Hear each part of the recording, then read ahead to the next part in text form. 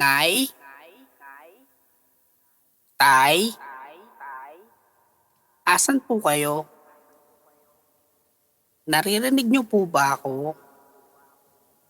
Kanina ko pa po kasi kayo hinahanap eh. Tagu-taguan po ba to? Nay? Tay? Na?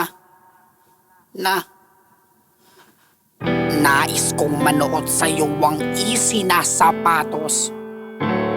Kung naglalaman ng buhay mo rin halos. Hoy! Sigaw ng batang alaalang nasa likuran ko na may sayang nakatingin sa kinatatayuan ko.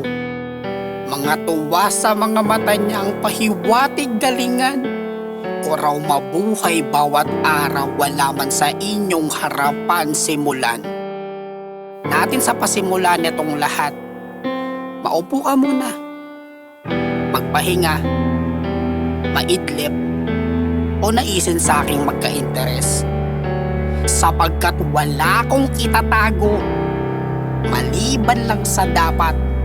Tulad ng pinaka-pribadong maski ikaw ay ayaw isiwalat. Dinabago sa akin to na paglumaan na ngang sobra. Musmus pa lang ako ay sob-sob na sa problema sa bumuo ng buhay ko. Nakalaunay ring sumira nang bitawan mga palad kong nag-uugnay sa isinumpa nyo sa bathala. Ayan tuloy, nauwi sa pagkawasak ng pamilya. Wala akong alam noon. Ni wala pang ang halos na muwang. Basta magulo yung panahon na yun. At siguro yun lang yung tanging paraan nila. Ika nga, lahat ay may dahilan. Iba't iba nga lang ng timbang. Gayong pamay, ipinagpapasalamat ko pa rin na kaya ng pasane ng bigat na dulot nyo. Walang galit na bumugso.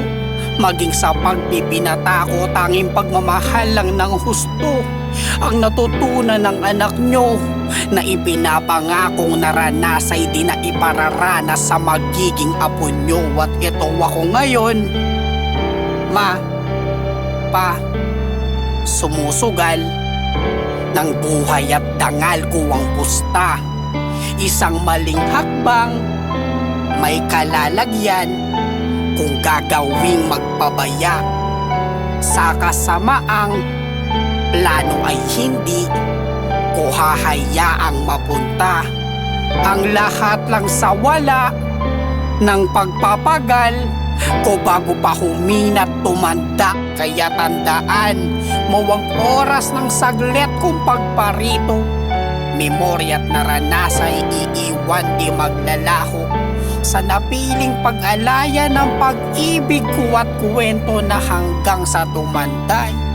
Laman pa rin ang kanyang puso mula sa kaibigan, kadugo at kasintahan. Enerhiya ko'y pagyakap kung dama mo'y kalituhan.